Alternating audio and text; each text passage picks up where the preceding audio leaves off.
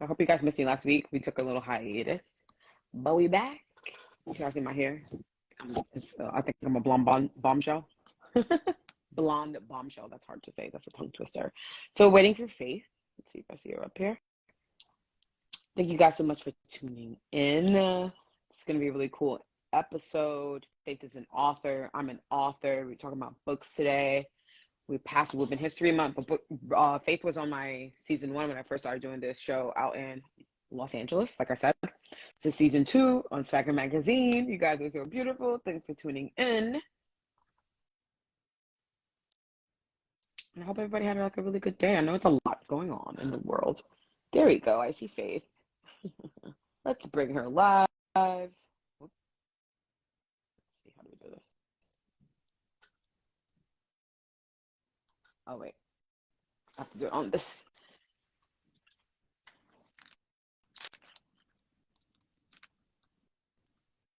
There we go.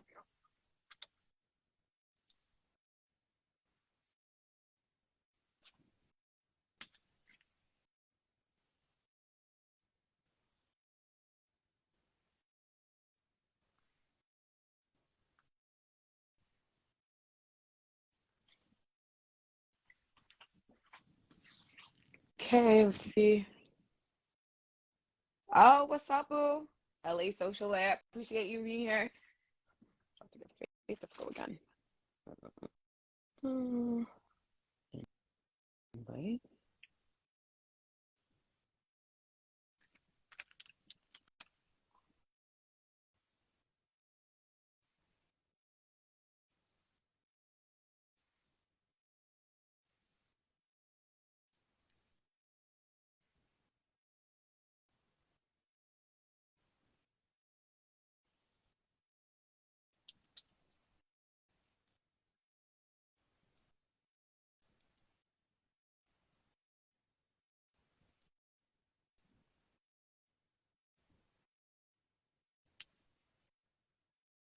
Hey, do you see the invite?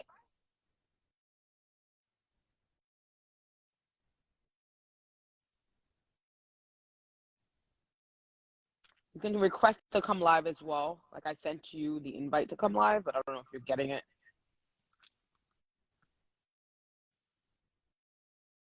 Sorry, guys. Tech difficulties. Stand by.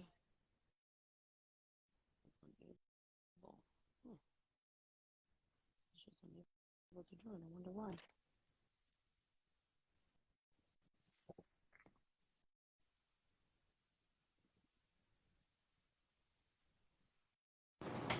Yay! Sorry, guys. No, you're good. How are you? Oh, we're like blonde twins. I love it. Yes, I love it. I love seeing all your hairstyles, though. I know. It's great. You're like one of my actual friends that actually, like friend fans, like I like to say. Same to me to you. But yeah, I Yes. appreciate you. You're Oh. like, no, I love this look. Oh, I love this one. I'm like, real friend. Right. That's why I was saying, I'm like, oh, look at you. You look so pretty. No. You definitely inspire me on TikTok, though. You're like a TikTok winner over there, and I love it. Your little black cat is like a star. I have been resurrected from the grave over in TikTok. No, I love it, though. I love it. I love that how you started off kind of like, I don't know what I'm doing, and now you're like, people look up to you, like, you had it in you, Faith. It's motivated by pure like outrage over there right now. Right. That's TikTok though. You fit right in. Right? That's right. I just had to let go. Just yeah. Because yeah. Maybe I don't know. If people stop been watching the news in Tennessee. We are not okay in Tennessee right now. I know. It's a lot going on. It's a lot all the time going on, but like specifically this week, it feels like super, super heavy. It was like Tennessee, Trump, Wisconsin. I'm like, I can't. I can't so much as an American. I'm sorry. I can't do it. Like, I can't even celebrate Indictment Day because I'm having to watch. I'm having to watch my state, crash and burn. Right, but that's become our thing as Americans, right? It's like, well, this is what we do. Right. Hold on, mental health. Right. And finding those, even if you have to like force those, like, you know what? I've got to cut it off for a moment and try to find some sort of peace. No, yeah. Well, that's what our conversation is going to be about today. So thank you so much for joining us.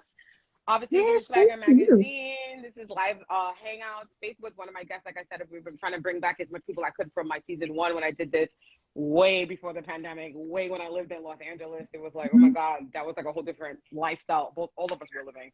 But we're back. We're still the same people. We survived and we're still here. So we're back. Right. Exactly. Right. I'm Tahyira Savanna. You guys can follow me. I let the good times roll. I'm a lifestyle journalist and host. I'm also an author, and I'm here with Faith today. She's an author. That's her biggest thing. Faith MARLOW, author, and a badass community curator, creator. You guys will be talking about her TikTok. I know she was a person that kind of went from like just writing books to now like having this whole, because that's just the world we live in. You have to like be the face of your brand and da-da-da-da. And I love watching you like just learn and go and try, and it works. And I'm like, oh, it's going viral. It's like, it happens, She's a USA best-selling author. USA Today, next New York Times, you know what I mean? So yeah, anything else? Because I feel like, there's more to add to your bio. So you take it from here. Anything else that you want to add that you've done recently? I think that's got it. Yeah, it covers it. Yeah. That's women too. We're like, wait, I did all that already? Okay, that's enough. It's like, I think you did more, but it's okay. We're good here. Exactly. We're gonna jump right into it, you guys. What's the last book title? I wanted to leave it that, but what was the last book that you like published and you put out and people are buying and everything? My last one, my last book that came out was Our Fearful Roots, that was co-wrote with Carmilla Voyes. It's our Southern Gothic horror novel, and it deals with a lot of the things we've been talking about. It deals with a lot of things that are relevant, a lot of things that people are facing, and us observing it kind of from the outside looking in, seeing the struggles that people who are different have to deal with, and the people, people of color, the struggles that they have to deal with, that we... The others is how I've been calling it, because it's like, yeah. Everyone's an other, to a degree. Like, and how you know, like, Faith obviously is Caucasian woman, but like she gets a lot of shit for like speaking up about Black Lives Matter and things that people think that she shouldn't be talking about. So she's a real warrior out here. She's one of the women I look up to, because it's like bravery to like say it. So that's brand. We're introducing you here, so I wanted to just add that note. I'm her friend on Facebook. You guys can tap in. What's the name of your Facebook group? Secret Twisted. I'm gonna say it wrong. Sweetly Twisted Readers. Oh, close. And she's a dark fantasy writer, you guys. So you guys into the dark and Dracula, and you know what I mean? I'm into it. She's into it. We're all into it. So that's right. Love us some creepy stuff. We appreciate you coming up here. So let's jump into some of these questions. We don't want to keep people too long. Happy Holy Week. It is Holy Week. So I like to just mention that. What's going on? Are you excited or overwhelmed about your future in business? So like an author in your business authorship. Both. Yes. Mm-hmm. It's like jumping in the deep end of the pool and you don't know how to swim, but you better figure it out. Right. Because you better your life jacket like, hey, help me. That's right. I'm drowning. Like that. Because that's what it be for me. Like, I don't know, maybe someone might help me. Let's see what happens. So, if I can keep my head above the water, I'm okay. Right. It's very Jack and Rose, like, I don't know. That's right. You better scoot over on that door and see if me through. I would say the last time we talked, obviously you put out a lot more. I feel like you talked about in that last interview things you wanted to do. We've seen that come to fruition. Obviously, the pandemic gave us a little bit more free time than as writers. So I'm like, that helped you also win in that kind of way. So do you think the last couple of years maybe added maybe more like, oh, I can do this for real? Because you just had the time maybe to focus on it? Yeah, and I guess if anything, it gives you some clarity. We're the lucky ones. We're getting to be here and we're getting to talk to each other. I get to still write my books. I get to still tell my stories and things. And a lot of people they're not here. Absolutely. They're not here to be able to do it. And so I lost a very dear friend to COVID, family members to COVID, and it's like, My condolences. get to living because Absolutely. Get to living. I like that Yep. one. That's a quote right there, you guys. yeah, because Yep, that's legit. it's not going to wait on you, Mhm. and And life is short. so, yeah, exactly, and you After never survive know. the pandemic, is like, life is short. Just keep, like, we Yep. literally know that now for real. Like, Yep. I And hear you, I hear you. if you're going to tell those stories, tell the stories that you want to tell, because I've never been one that I write too slow anyway. I can't chase the trends because I get lost in the minutia of my stories too easy, especially because a lot of mine are historical, and I'll go down that rabbit hole of, the time warp. Research, and yeah. You have a big research aspect to what you do. Absolutely. And but that was what I said. I'm going to tell the stories that I want to tell. There's people out there that's going to like it. There's people out there that's not. That's okay. There's plenty of other people to read if they don't like what I do. And but I think critics. That's right. It's part of the game. That's right. You got to thicken that skin up a little bit. To be a bestseller author, you also have to have a little bit of, some people didn't like it. That part. But no, you're amazing. That leads me to my next question, though. Like, as a female CEO, what are the most vital tools you think you need to run your team, yourself? I know you work with a lot of co-writers now, and I can't imagine. I mean, it's a struggle for me just to write by myself. So I'm like, how do you keep with another person? Like, I don't know. I'm sorry. Yeah. Oh my goodness. No, it's I've been very fortunate with the people I have wrote with. I'm working right now. Well, I'm getting ready to start my third project co-writing. Oh, nice. Congrats. With Nikki Prince. She is a African-American romance, interracial romance. And so we are going to write a story together. She is my one of my just dearest friends. Oh, nice. Yeah, for sure. Yes. And so I'm getting ready to start on that, and it's all about the people you're working with. I've been so fortunate to work with people who get me as a person, and they can deal with all that comes with it, with writing with me. So I've been fortunate, and it's always such a learning experience and replenishing experience, because you learn so much from just being in the presence of someone else who's trying to create. Sure.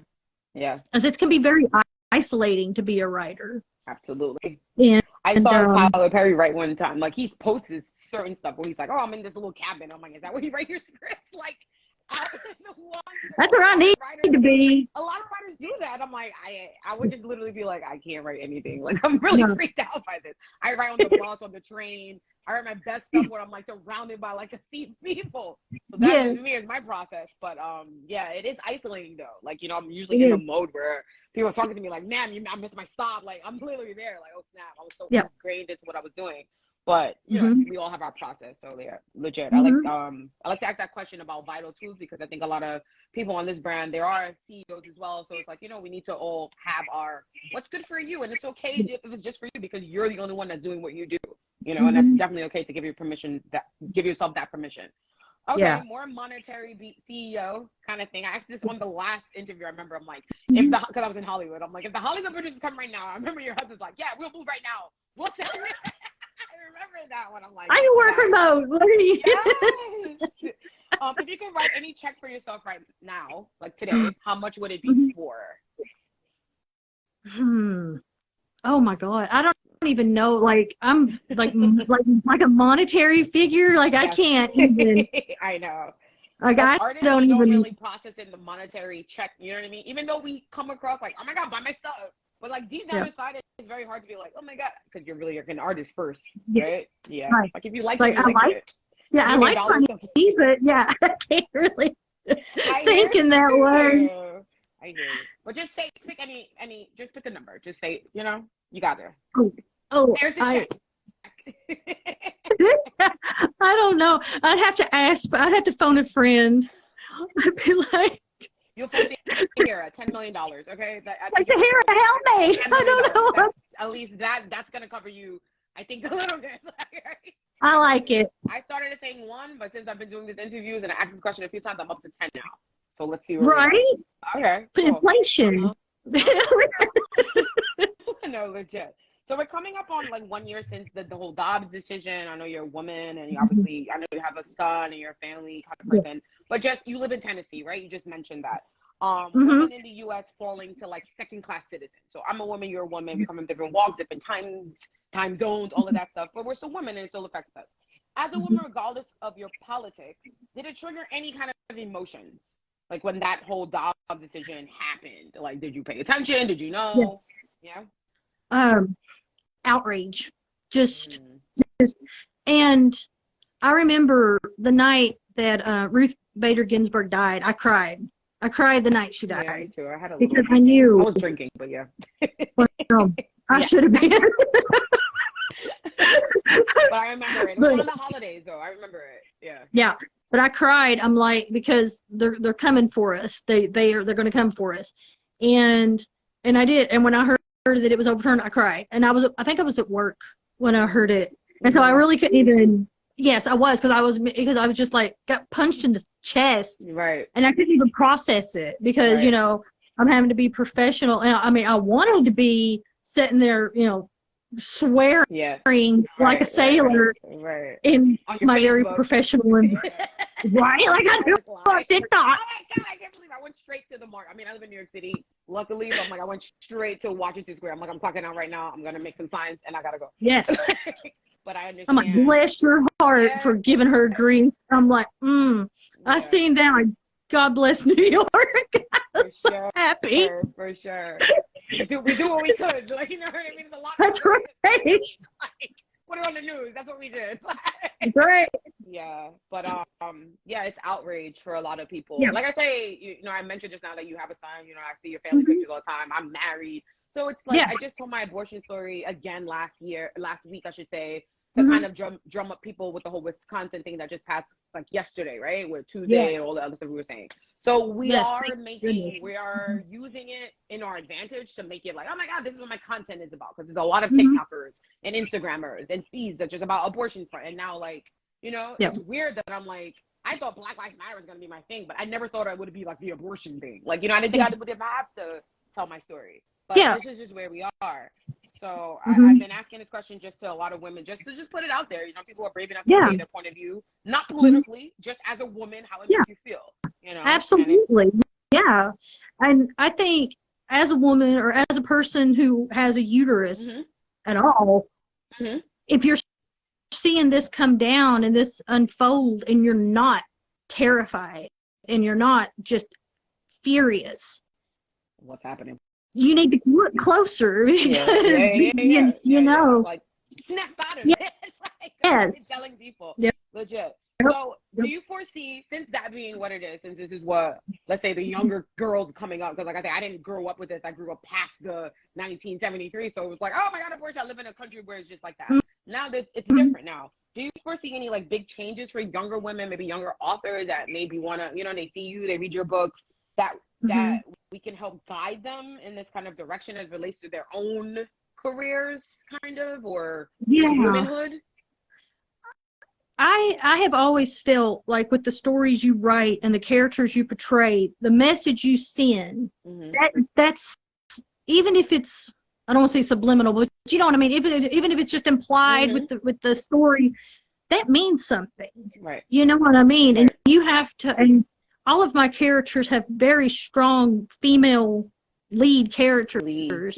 And that are and they stand up for what they believe, and they stand up for the people they love, and very often the voices for people who can't talk and things, and you know, and it's definitely, I would definitely want my books to be stories and my characters to be people that a girl could look at and say, you know, I want to be strong like that. I want to stand up for myself like that. I want to defend people like that.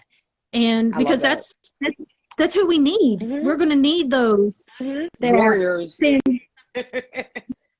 Yes, the women, the young people in general who are not afraid to stand on their own feet and not afraid to, even if it means bucking the system or bucking their traditional family values or whatever, and being brave enough to be their own person. Absolutely. Bravery. That's Bravery priceless. Mm-hmm. And it's going to save us. That's what's going to save us. For sure. I really appreciate that. I like that answer. That was kind of layered. I like it. All right, moving on more to art, writing. It gets hard sometimes on a really low creative day, because I've run into them a lot lately. Yes. How do you deal with yourself as an artist? I always considered myself like ADHD. I've never been diagnosed ADHD, so I don't like to say that I have it because I've been diagnosed with it. I think I check a lot of the boxes for it. And when I get overwhelmed, like I've been for the last couple of days, and that's like what I was saying on TikTok, is like, I'm gonna make this everybody's problem. I'm making it my problem. I'm making it everybody's problem. You're right, and I love it. And that was my goal. Yeah. And you can't create like that, and it's so infuriating. It's like, how dare you upset me to where I can't do the things that I love to do. Exactly, that's it. Though, yes, right? It's like I had goals. It's like I'm not inspired. Yes. Yeah. How dare you? But I found, for me, I have to be doing something, because if I'm not doing something, that's not a good thing for me not to be doing something. And so if I can't write and I can't concentrate to do research or try to figure out the next marketing thing or whatever, that was my pandemic hobby, was learning how to sculpt. So I've started sculpting with polymer clay. So I'm still being creative. Yeah. I'm still working that energy, but my hands are doing something. And it's been such a nice thing when you have that feeling like, I wish I could do something. And you just, you feel it in your soul that you wish you could like physically do something, and you can't. To be able to get into that art form and get in that clay and manipulate it that way, that has been a lifesaver for me during the pandemic. Just today, I saw Michelle Obama and David Letterman had a podcast, and she's like, with her book, and one of my partners bought me the book for my birthday, and she talks about that, the power of the small. She's like a knitter. She's like obviously she's like super lit in the knitting community. She's Michelle Obama, but like she's trying to say the same thing. I picked up like doing nails, like sculpting my own nails in the pandemic. Same thing. Something that I always used to go out to do would just bring me that happiness. So I just started doing it in my own house. Then it's like I live with my aunt. She has allergies. She's like, you can't use that chemical in here. Like, get that out of here. Like, it's not a business for me, but it definitely brought me that kind of, oh my God. So yeah, Michelle Obama calls it the power of the small. And they're saying like, sometimes when you have big things going on, it's really the small thing. So I've been get down to that one thing. Doing that even in my personal life. Like some days I'm like, all right, I have like emails to answer in the Red Eye Media group, and I have to put that kind of manager, and I will just do it. I'll sit there and I'll be like, all right, just get this done. And it kind of just, after a while, the big thing is like gone, and I'm like, I forgot what I was even, why I started doing this. That's right. So it works, you guys. Exactly. It works, that part. As an artist, you got to stay balanced, even if you guys are not artists, but you're creating stuff. Everyone's an artist to a degree for me. So that's why I'm at. But like, the power. If they allow themselves to be, I agree with you. You have to allow yourself to be. And you have to allow yourself to be bad at something for a while until you can be good at something. And that's okay to enjoy it, even when you think you're being bad at it. You're bad, right. You like your own self being bad. It's like, this is what I did. Yeah. Sure. Still enjoy it, All right, back up to being a boss. Yes. Has it changed how your friends or your maybe inner circle, which can include family members or whatever, perceive you? So like when the USA Today bestseller came on, what did your close friends have to say? Happy, but I think that I wasn't treated differently, which is good. I want but I think that I've always tried really hard to be that consistent person. Right. I think it's important for you to be that person that someone can know. Like the way I say it is like they know they're getting the same person each time they're around you. You know what I mean? Oh yeah, no, I love that. I never really heard that. So, very good. Yeah, to try genuine. to. That's being genuine, basically. Exactly. And you know, and when you find those close people, those are the ones. It's like, you know, it's like that's when they're the ones that get the whole weirdness and everything, like top that's shelf. Where you show your real soul to you. Absolutely. Yeah, you know, Exactly. I get it. Yes.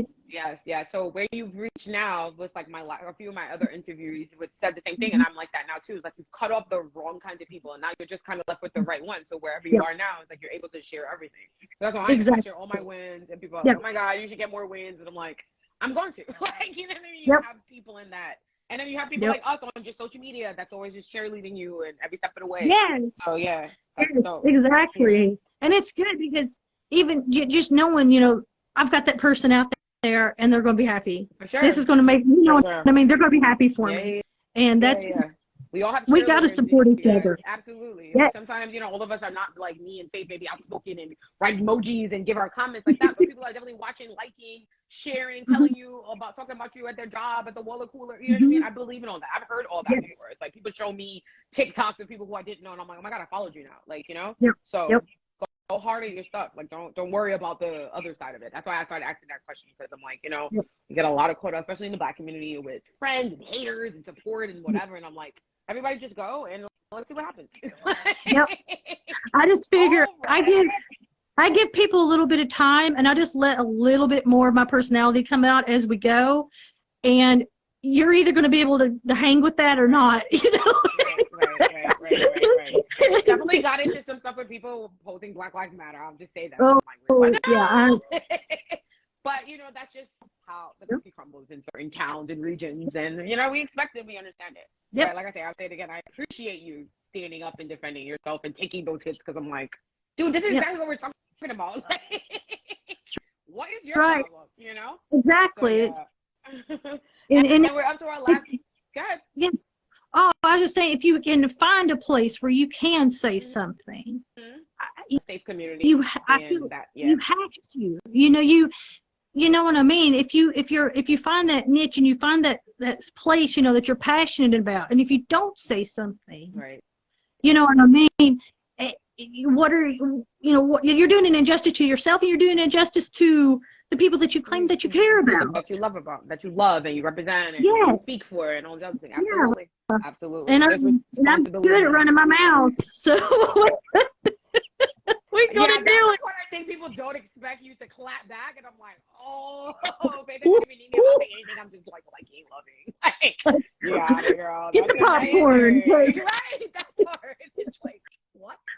That's what speak to me, so I still get annoyed. Like, I prefer people to come at me because I'm very aggressive in the way. So I'm like, when I see people that I'm like, I can't believe you wrote that to face. I see that. Like, I'm like, oh, you got time today. Yes. That part. I know how it is on Facebook. It's a different platform, but they still own the same thing. But, you know, Facebook gets real, you know what I mean? Whatever. Yeah. People got time. I'll let it go, you know, let it go. And I'm like, nope, today's the day. You know? So that brings us to our last question. We're both writers and stuff like that. Like I said, I do get stumped a lot. But what's a fun writing activity? This is for anybody that's tuned in and watching and may want to start writing. They don't like, oh my God, how did Faith write all these novels? How did Tahyira write her little books or whatever? You know, what's a fun writing activity? Maybe like a prompt. I know the word prompt comes up a lot in writing and stuff. But do you know anything? Yeah, definitely. There's like I'm in a group on Facebook. I haven't got to participate in it yet, but I'm going to. It's just a sentence. You know, it could be a simple sentence. It's like, okay, write 200 words about it. Oh. Just put them down. Don't edit it. Don't stress it. Right. Write it down. And it could be like the sentence, like, you're finally here. Oh, wow. Okay. Write 200 words around that. Absolutely. And all those little, I love them too, though, like the little story prompts that you can like just search, you know, story prompts and get like these little things.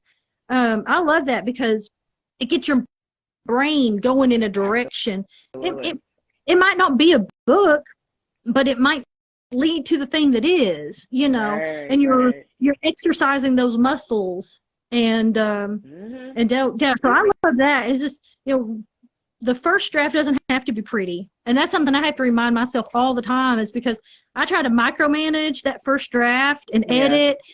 And it just